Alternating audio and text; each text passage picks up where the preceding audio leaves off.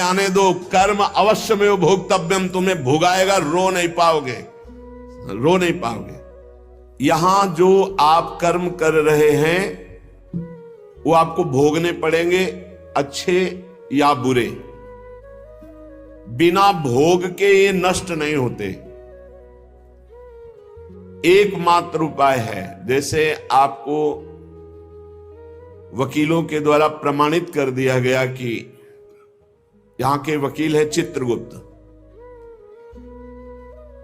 पूरी सीन सहित आपकी चेष्टाओं को अंकित किया जाता है, वो आपके मन में है, आगे प्रसंग आएगा। और जज हैं यमराज, धर्मराज जी, और दंड अधिकारी हैं यमदूत, और दंड विधान जहां होता उसे कहते हैं नरक। तो जैसे यहां जज ने कानून से अपराध करने वाले को दंड दे दिया, जाओ तुम्हें फांसी की सजा, राष्ट्रपति का अधिकार है, वो पूरा माफ कर सकता है। ऐसे ही राष्ट्रपति हैं भगवान श्री हरि। अहम त्वाम सर्व पापेभ्यो मोक्षयिष्यामि मा शुचा।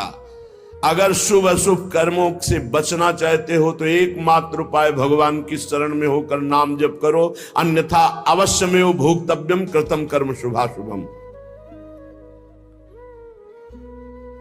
सुमति जी अपने पिताजी को बता रहे, यमदूत ने कहा महाराज, मृत्यु लोक में मनुष्य जो पुण्य और पाप करता है बारी बारी से उसे भोगना पड़ता है। बहुत ध्यान से सुनोगे तो आपको बड़ी सावधानी प्राप्त हो जाएगी। जो छोटी मोटी गलतियां आप हंसी खेल में करते हैं वो भी आपको दंड भोगना पड़ेगा। ये पाप और पुण्य बिना भोगे नष्ट नहीं होते कि आपने पाप कर दिया और दान दे दिया तो वो पाप कट गया, ऐसा नहीं है। पुण्य का अलग विभाग होगा, पाप का अलग विभाग होगा।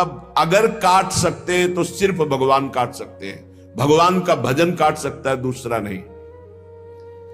लाखों जन्मों में जो तुमने पाप और पुण्य किया है, जो एकत्रित है, उसका नाम है संचित कर्म। संचित पाप और पुण्य, और उससे जब मनुष्य शरीर मिलता है या जो शरीर मिलता है, उससे जो हिसाब निकाल करके कुछ पुण्य और कुछ पाप, उसे प्रारब्ध भोग कहते हैं। फिर यहां कर जो नवीन कर्म किया जाता है उसे क्रियमाण कहते हैं। मनुष्यों के लिए जो उनका जमा हुआ पाप और पुण्य है वो अंकुरित होकर बढ़ता रहता है, ब्याज दर ब्याज।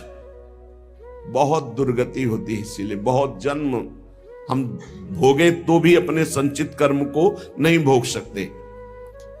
जैसे बीज मिट्टी और जल की आकांक्षा करता है, तभी वो उत्तम वृक्ष रूप धारण करता है।